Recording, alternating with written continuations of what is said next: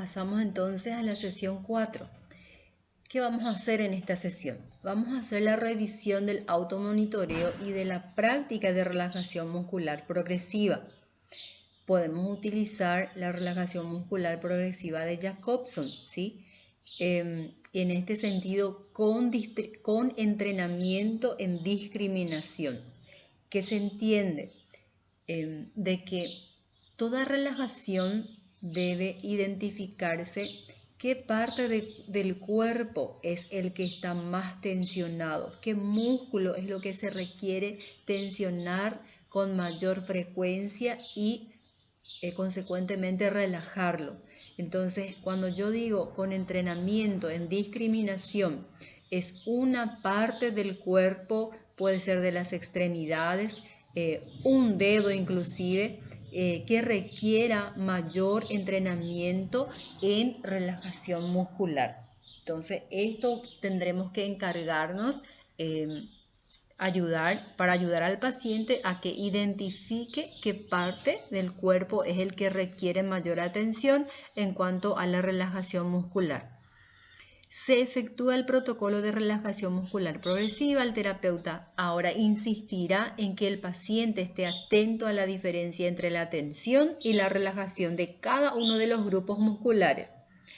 Introducción del papel de las cogniciones en la persistencia de la ansiedad, es decir, aquí nuevamente vamos a enfatizar los pensamientos, la racionalidad y las irrealidades o pensamientos irracionales del paciente que genera la ansiedad, porque la ansiedad, como aquí le estoy subrayando, se produce por creencias de que estamos en peligro, de que existe algo que amenaza nuestra integridad. Entonces esto hay que ir explicando minuciosamente, detenidamente a la persona y reconocer qué situación, qué pensamiento y a qué tipo de creencia lo lleva ese pensamiento.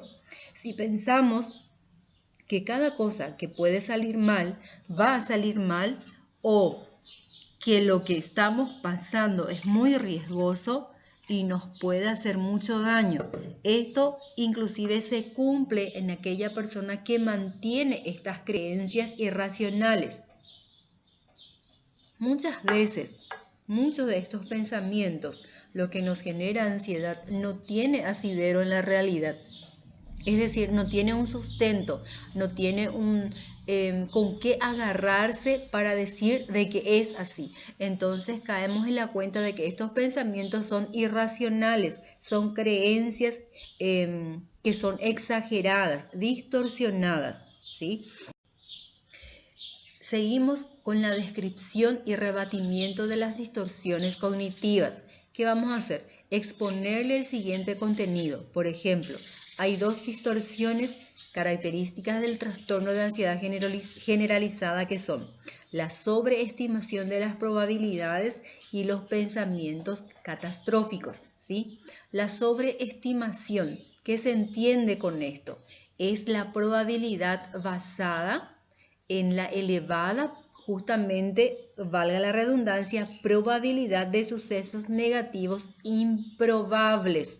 Es decir, existe una alta probabilidad de que esa probabilidad de pensamiento sea negativo y no suceda. ¿Por qué? Porque está basado en un pensamiento no racional, sin fundamento, ¿sí?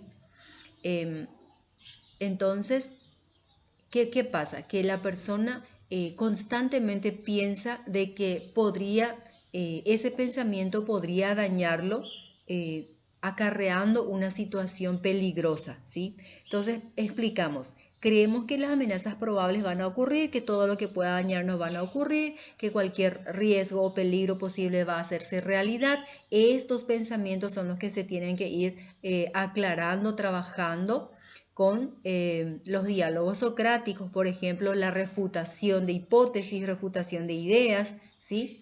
Las técnicas que utiliza también la terapia cognitiva conductual. Se sobreestima la probabilidad de ocurrencia de un evento negativo. Y los pensamientos catastróficos, el exagerar, el pensamiento, como bien lo decía Albert Ellis, el no soportantitis. Hoy día ustedes escucharán, ya no soporto lo que me sucede, ya no soporto estar en casa, ya no soporto a los niños, ya no soporto estar con esto, con aquello.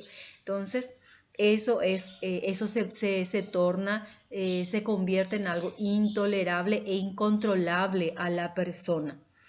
Si se trabaja esto, si el suceso negativo sucede, ¿nos va a aniquilar? Nada podremos hacer, perderemos todo. Todo esto son pensamientos que están en la persona que sufre de ansiedad, ¿sí? Entonces, eso es lo que se va trabajando a través de la psicoeducación y como que se hace una refutación con experiencias, con prácticas, es decir, la persona ha vivenciado cuál es la experiencia, cuál es su fundamento, en qué se sustenta sus pensamientos, es lo que se va trabajando para poder hacerle caer en razón a la persona. No es que nosotros vamos a crear que ellos caigan forzosamente o se den cuenta forzosamente, sino ellos a través del diálogo que vamos manteniendo también, a través de la psicoeducación, es cuando ellos se van dando cuenta, o por lo menos eso es lo que se pretende. Se expone lo siguiente: los pensamientos que generan las emociones son generalmente pensamientos automáticos, difíciles de detectar. Las creencias son modificables siempre y cuando sean analizadas de manera racional y a la luz de la verdad y o de la conveniencia. Se seguirá la siguiente técnica para rebatir pensamientos de sobregeneralización de probabilidades. 1. Considerar las creencias como hipótesis en vez de hechos, las cuales pueden ser soportadas o refutadas por la experiencia. Utilizar toda la evidencia del pasado y el presente para avalar o refutar las creencias. Por ejemplo, vamos a suponer que la persona está con una ansiedad generalizada que llenó el vaso, un evento frustrante para la persona, un examen frustrado, ¿sí? Entonces la persona, esto ya fue el elemento que colmó, por decir, para que la persona pueda buscar ayuda, ¿sí?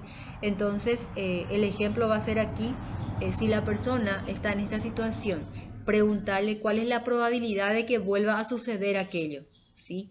¿Y por qué? Porque sería una hipótesis, tomarlo como una hipótesis y no como un hecho, porque lo que le pasa a la persona es que está afirmando de que esto va a volver a suceder. Entonces nosotros no lo tomamos como un hecho, sino como una hipótesis. Explorar y generar todas las posibles explicaciones alternativas de los hechos. Entonces tomamos, ¿qué pasaría si vuelve a suceder? ¿Qué podríamos hacer si vuelve a suceder? Es decir, ¿qué haría la persona si vuelve a repetirse la situación? ¿Qué podría hacer para que no se repita esta situación? ¿Cuáles son esas alternativas? ¿Sí? Se seguirá la siguiente técnica para rebatir pensamientos catastróficos: generar predicciones acerca de lo peor que podría suceder si la situación temida se hace realidad. Ya estoy adelantándome. Generar alternativas de acción a tomar si la situación negativa se hace realidad. Aplicar las técnicas a las cogniciones del paciente mediante diálogo socrático y explicar al paciente que él tiene que efectuar tales pasos para lograr rebatir las creencias distorsionadas y reducir su ansiedad. Es decir, los pensamientos, las creencias se toman, se valoran como una hipótesis, y los pensamientos catastróficos se lo toman como una situación que se pueda rebatir a través de realidades, a través de situaciones que sí puedan ocurrir, ¿sí? ¿Qué podría suceder y qué podría hacerse para que no suceda? Aquí la tarea va a ser otra vez un automonitoreo cognitivo. Para aplicar las técnicas reseñadas es necesario que el paciente registre sus creencias distorsionadas. Se le entregará la siguiente ficha. El evento desencadenante va a anotar, va a registrar aquí en la primera columna. Segunda columna, las creencias automáticas, y va a identificar en qué nivel se encuentra del 0 a 8 su ansiedad. ¿Se acuerdan de la escala de valoración de nada, leve, moderada, mucha y máxima? ¿Sí? Siempre tratar de que el paciente tome esta escala de valoración. Y la probabilidad del 0 al 100 que vuelva a suceder. El rebatimiento, que es las evidencias, las alternativas de soluciones, y la probabilidad realista, ¿verdad? ¿Cuál es la realidad en sí de la situación y qué ansiedad genera aquello?